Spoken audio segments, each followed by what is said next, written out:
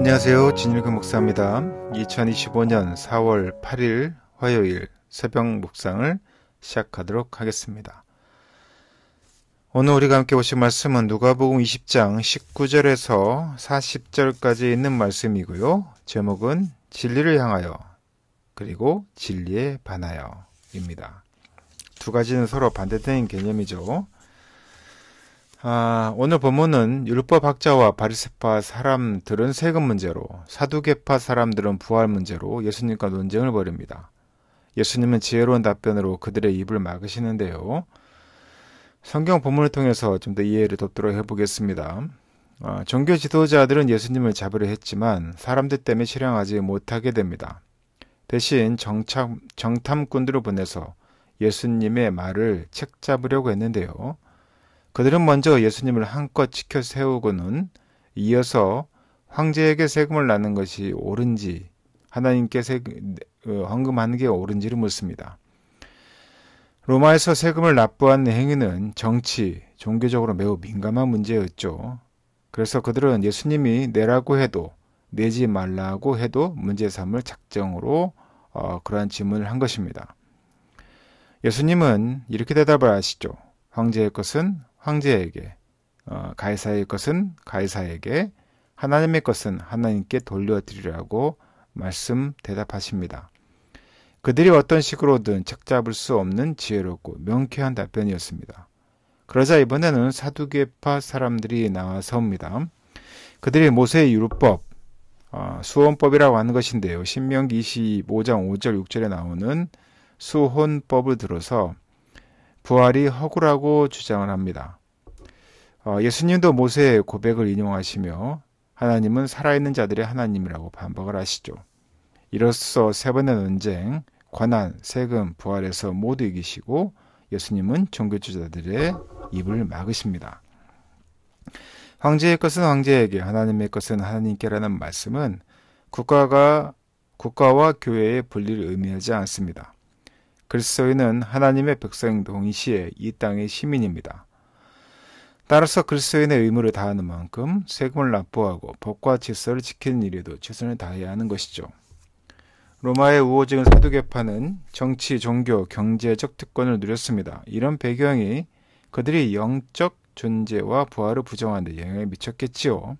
그들에게 중요한 것은 현실이었습니다. 그리고 그들이 지켜야 할 것은 당연히 현재 특권이었겠죠. 우리도 세상살이에 몰두하느라 영생과 부활은 관심 밖에 두고 너무 현실에만 몰두해 사는 것은 아니신지요. 질문을 하는 일은 사실 중요한 일입니다. 사실 질문한다는 것은 겸손한 일이고 용감한 일이죠. 우리의 한계를 인정하고 새로운 삶의 마음을 여는 일이기 때문에 용기 있는 일입니다. 하지만 본인이 우월감을 과시하거나 상대를 무너뜨리기 위한 수단으로서 질문하는 것은 교만한 일입니다. 예수님을 향한 질문 공세에는 계파나 교리, 이해와 신념의 차이도 문제가 되지 않습니다. 고사할 비밀을 얻으려고 민감한 정치산으로 시험을 했습니다. 긍정하면 매국노가 될 것이고 부정하면 국사범으로 고발할 심산이었던 것이죠. 하나님을 반역한 세상은 상상 이상으로 치밀하고 교활합니다. 그래서 악마는 디테일에 있다라고 하죠. 주님 나라를 무너뜨리려고 교회를 넘어뜨릴 수만 있다면 악은 끊임없이 얼굴을 바꾸고 우리들에게 다가옵니다.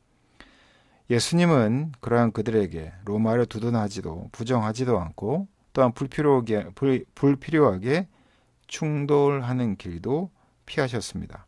강조점은 하나님의 것은 하나님에게 있습니다. 세상을 절대화하거나 악마해서도 안 되겠죠. 교회는 세상과 경쟁하는 또 하나의 세력이 아니라 세상 속에서 하나님의 통치를 구현해야 할 존재입니다. 현세에서 세금뿐만 아니라 내세, 부활마저도 쟁점으로 삼아서 시험하는 것들을 보게 되는데요. 예수님은 그 잘못된 전제, 즉 현세와 내세를 동일시하는 것을 지적하십니다. 가치관과 세계관의 문제이기도 하죠. 종교의 이름으로 현세에서 도피해서도 안 되고요. 세속적 욕망 때문에 내세를 부정해서도 안 됩니다. 회심은 마음만 아니라 세계관의 또한 관점의 변화이기도 합니다. 픽업은 안전한가를, 편의주의는 정치적인가를, 허영은 인기 있는가를 묻습니다. 그런데 양심은 옳은지를 묻는 것이죠. 이것은 간디의 말입니다. 이 말은 진리라는 중심을 향해 순례하는 사람들이 명심해야 할 말이기도 합니다. 진리에서 멀어지면 참 신앙과도, 참 지혜와도, 참 소망과도, 무엇보다도 참 하나님과도 멀어진다는 것을 아시고 우리가 진리를 향해 있는지, 진리에 반하여 있는지 우리의 삶의 자리를 돌아보시기를 예수님의 이름으로 축원하고 부탁드립니다. 함께 기도하겠습니다. 우리의 신앙에 근심을 딛고 의심을 거쳐서 단단한 믿음으로 자라나가는 우리 사랑하는 지혜 교수들에게 주님 함께하여 주시옵소서.